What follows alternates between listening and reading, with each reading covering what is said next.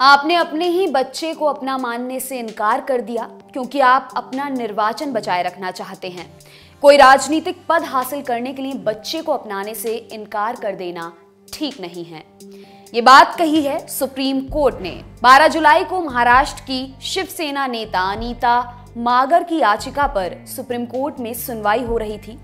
अनीता महाराष्ट्र की सोलापुर नगर पालिका से सभासद चुनी गई थी, लेकिन जब ये बात सामने आई कि अनीता 3 बच्चों की मां है तो उनके निर्वाचन को राज्य की 2 चाइल्ड पॉलिसी के तहत रद्द कर दिया गया।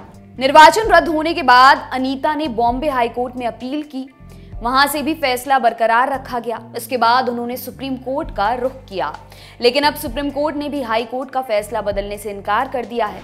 जस्टिस संजय किशन कौल और जस्टिस हेमंत गुप्ता की बेंच ने हाई कोर्ट का निर्णय बरकरार रखा है। सबसे पहले ये जान लेते हैं कि महाराष्ट्र की ये 2 चाइल्ड पॉलिसी आखिर है क्या। महाराष्ट्र ने 2005 में Maharashtra civil service declaration of small family नियम लागू किया था। इसके तहत अगर किसी महिला या पुरुष के 2 से अधिक संतानें हैं तो वे सरकारी नौकरी, सरकारी ऑफिस संभालने के योग्य नहीं माने जाएंगे। गलत जानकारी देने पर पद से हटाने की कार्रवाई होती है। कई मामलों में आईपीसी के तहत केस भी दर्ज हो चुके हैं। ऐसा नहीं है कि महाराष्ट्र ऐसा नियम मानने वाला अकेला राज्य है। राजस्थान, आंध्र प्रदेश, तेलंगाना, गुजरात, ओडिशा, उत्तराखंड, असम जैसे कई राज्य इस तरह के नियम को मानते हैं। अनीता 2018 में सोलापुर नगर पालिका से सभासद चुनी गई थी, लेकिन निर्वाचन के बाद ये बात सामने आई कि उनकी 3 संतानें हैं। सिविल कोर्ट ने बतौर सभासद उनका निर्वाचन रद्द कर दिया। अनीता ने हाई कोर्ट में अपील की, सफाई दी कि उनकी अपनी संतानें 2 ही हैं। तीसरी संतान को उन्होंने रिश्तेदार का बच्चा बताया। इस पर हाईकोर्ट ने कहा था कि इस बात के पर्याप्त सबूत हैं कि अनीता और उनके पति की 3 संतानें हैं।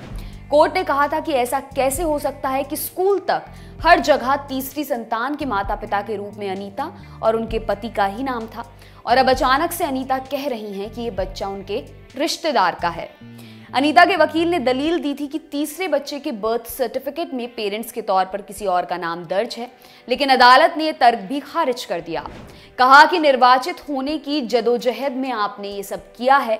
उस बच्चे को स्कूल में आपका ही बच्चा माना जाता था, लेकिन फिर बर्थ सर्टिफिकेट चेंज हो गया। कानूनी जरूरतें पूरा करने के लिए ये सब किया गया था। हम आपकी मदद नहीं कर सकते। आपको अपने बच्चे के बारे में सोचना चाहिए। मई 2021 में हाई कोर्ट ने अपना निर्णय सुनाते हुए अनीता के निर्वाचन को रद्द करार दिया था। अनीता ने इसके बाद सुप्रीम कोर्ट में अपील की थी, लेकिन अब यहां से भी उन्हें निराशा ही हाथ लगी है। आपके लिए खबर लिखी है हमारे साथी अभिषेक ने। मेरा नाम है दिव्यांशी। देखते रहिए दी लल्लन टॉप। शुक्रिया।